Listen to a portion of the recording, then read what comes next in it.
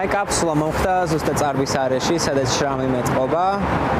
რა თქმა უნდა, ძვალი დაიმსხვრა, მიმოიფანტა ტვინში და გამოიწია ტვინის შეშუპება, თვალბუდის დაზიანებაც ჰქონდა და ასე მგონია ქუჩაში რო ესე დავდივარ, ყველა მემიყურებს და მაკვირდება ამ კაცს. ქუჩსა და სათვალეს ალექს თირქია ჩვენი თხოვნის შემდეგ რამდენიმე წუთით იხსნის. გვეუბნება, რომ ეს მხოლოდ დროებითია. შემდეგ ისევ დამალავს სახეს და ქუჩაში სიარულს ასე შებურული გააგრძელებს. აქედან დაწყებული, აი აქამდე მქონდა უკვე ჭრილობა.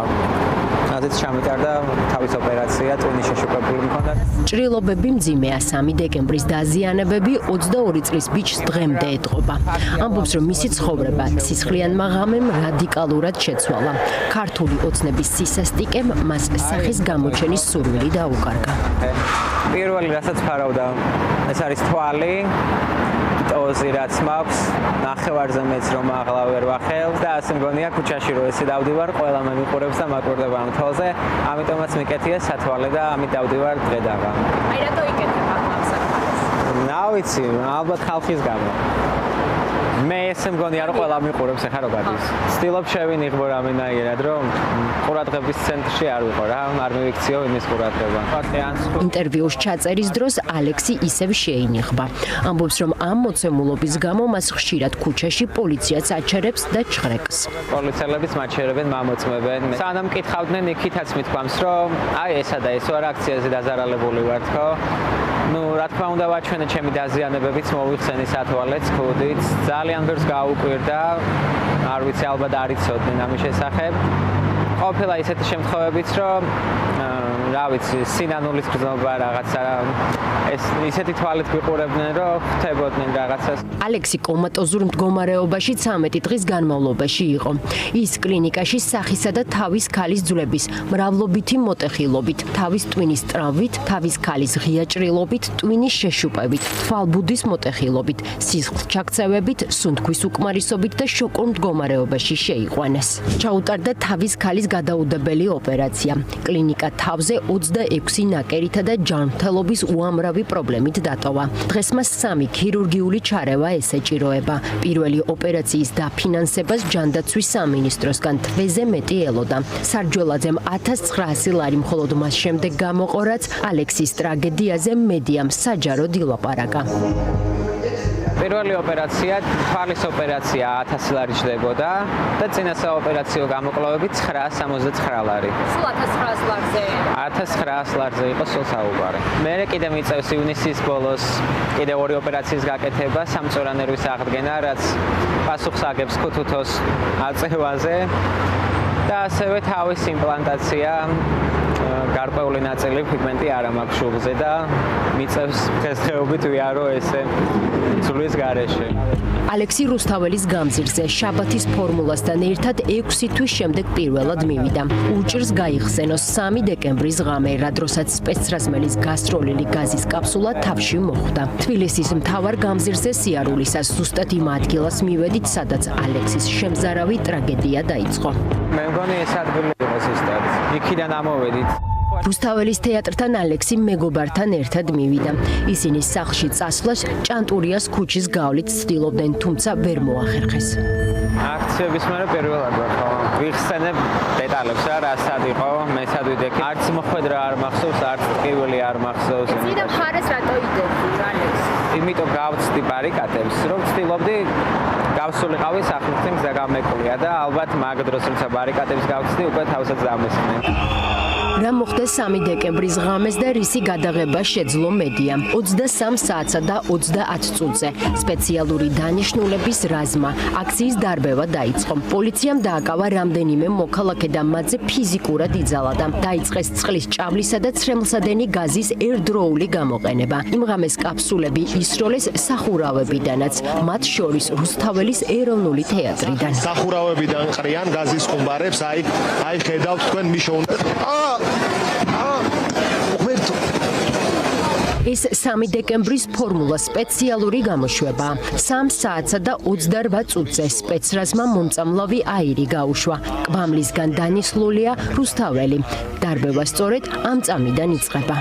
აი დაიძვნენ ისევ რობოკოპები, ეს იყო სავარაუდოდ მიზეზი, რის გამოც გამოგვიყვანეს. ისევ ცრემლსადენ გასისვიან. TV პირველი სპეციალური გამოშვების ამ მასალაში ისმის რამდენიმე გასროლის ხმაც. სავარაუდოდ ამ სპეცრაზმელებიდან ერთ-ერთმა ალექს ტირკიას დამიზნებით ესროლა. ეთერში უხედავთ ახლა. კადრებში ჩნდება ალექს ტირკია. ის ბარიკადების წინ დგას და დაზიანებულ თვალზე ხელს იფარებს. ის უკვე დაჭრილია. ფორმულას ობიექტივში დაშავებულის ტერიტორიიდან გაყვანის კადრებიც მოხდა. ამის შემდეგ მასალას მაუწყებელი იღებს.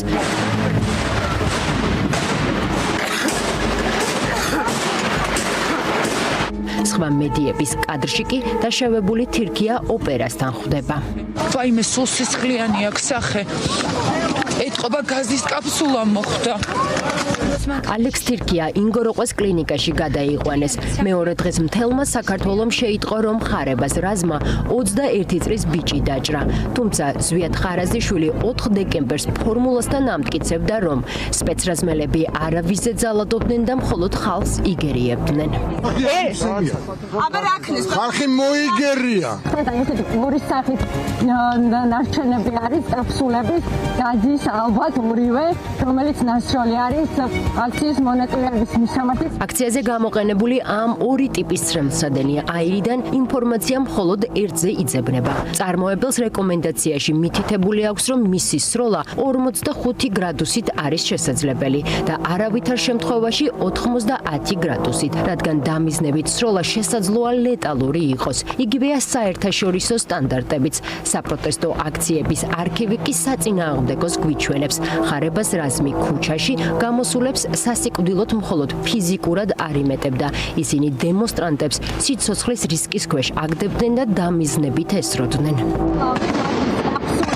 საერთაშორისო სტანდარტით იმ დროს, როდესაც ხდება გაზის კაფსულის გასროლა, ეს არ უნდა მოხდეს არც შემთხვევაში დამიზნებით, განსაკუთრებით კი თავისა და სახის არეში.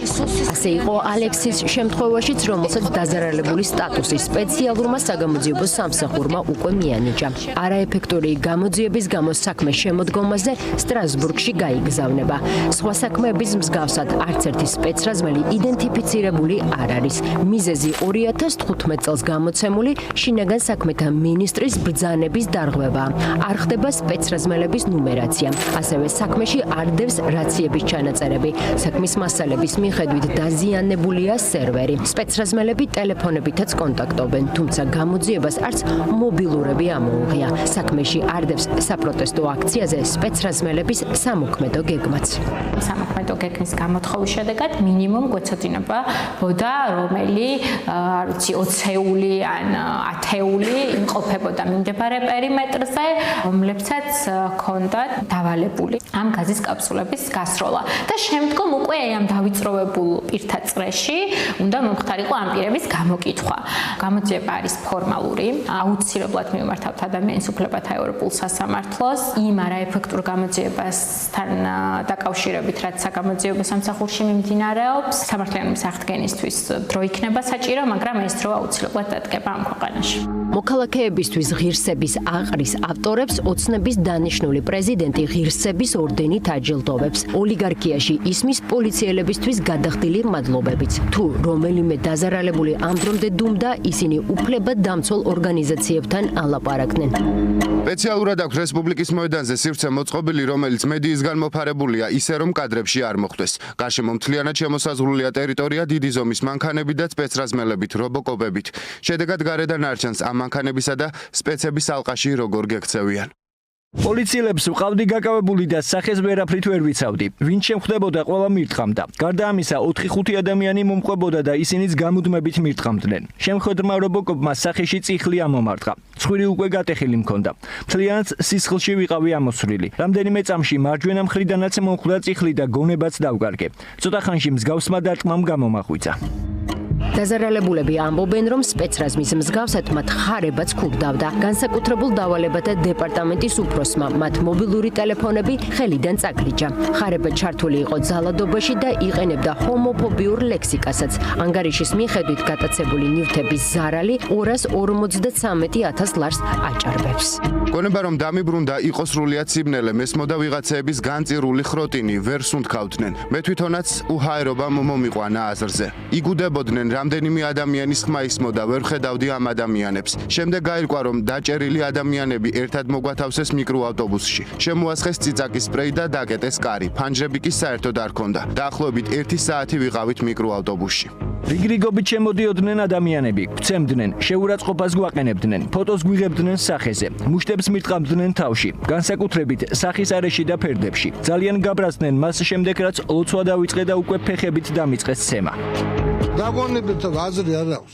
ცოდუები არიან, მალე თუ მორჩებიან ეგენი, ცოდუები რატო არიან? რატო არიან და სისულელეს აკეთებენ, ვერ twinავენ რას აკეთებენ. ვის გულისხმობთ? აბა ჩავაბაროთ ეს სამშობლო რუსი. უნდა ჩააბარო. თქვენ ხომ არ აბა პიდარასტებს უნდა ჩააბაროთ, ეხლა გადი აქედან, ნუ გამაგიჟებო.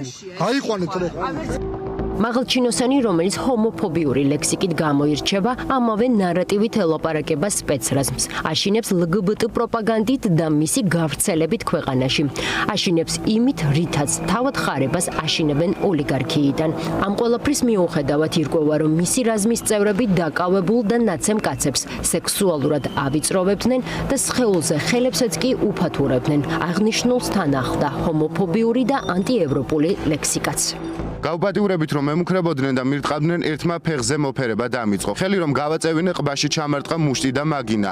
აბაროტი ვის მიეციო მომაძახა. ფეხზე რომ მეფერებოდა, თან მეუბნებოდა, ახლა შენ მოგხედავთ, რომ ჩაგხდითო. ბოლო ძალა მოვიკრიბე, ხელი გავაწევინე და ვის აგინებო, ისევ ცემა დამიწყეს. 4-5 ეტაპი იყო ცემის.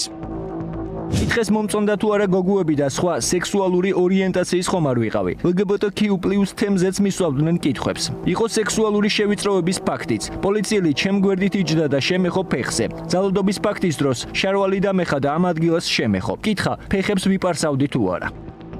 პოლიციის მანქანაში აქეთ-იქიდან თითო პოლიციელი მომიჯდა და წამიყვანეს სამმართველოში. გზაში ერთ-ერთი მეუბნებოდა, ახლა ნახე, ნაში გაგაძრობენ სულსო.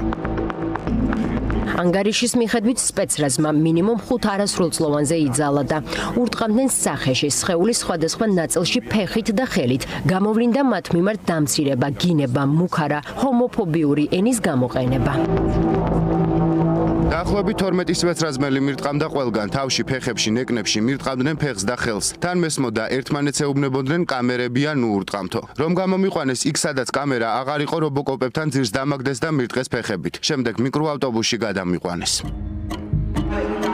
ორგანიზაციები თანხმდებიან, რომ სპეციალური საშუალებები შინაგან საქმეთა სამინისტრომ უკანონოდ გამოიყენა. საუბარია წყლის ჭავლში ქიმიური ნივთიერების შერევაზე, რასაც შინაგან საქმეთა სამინისტრო ამ დრომდე არ ადასტურებს, ისევე როგორც უარყოფს რეზინის ტყვის გამოყენებას, რაც ანგარიშის მიხედვით 28-29 ნოემბრის ღამის დარბევის დროს გამოვლინდა. უნდა ასეთი დაუსჯელი მასშტაბური დანაშაული კიდევ და კიდევ ახალისებს ანალოგიურ დანაშაულს და ჩვენი მიზანი სწორედ ის არის, რომ მოვიდეს დრო, როდესაც ამ საქმეებზე რეალურად მართლმსაჯულება შედგება და ყველა პირი, რომელმაც ასეთი სასტიკი დანაშაული ჩაიდინა, პასუხისგებაში იქნება მიცემული. მოლოდინი არ მაქვს, რომ ამას სპეციალური საგამოძიებო სამსახური არსებულ მოცემულობაში გააკეთებს, იმიტომ რომ სპეციალურ საგამოძიებო სამსახურს ამ დრომდე არ უჩვენებია, რომ ის მზად არის გაუმკლავდეს აი ამ საქმეებს. ყველა ჩვენება, რომელიც 222 გვერდიან ანგარიში მოხვდა, ემყარება ანონიმურ ჩვენებებს დაზარალებულებისგან. დასკვნის მიხედვით ადგილი ჰქონდა წამებას და არა ადამიანურ მოპყრობას, მუქარასა და განგრძობად რეპრესიებს. დანაშაული იყო სისტემური და ეს არ იყო მხოლოდ ერთი ან რამდენიმე პოლიციელის გადაცდომა, თუმცა ამ დრომდე არც ერთი მოძალადე პოლიციელი დასჯილი არ არის.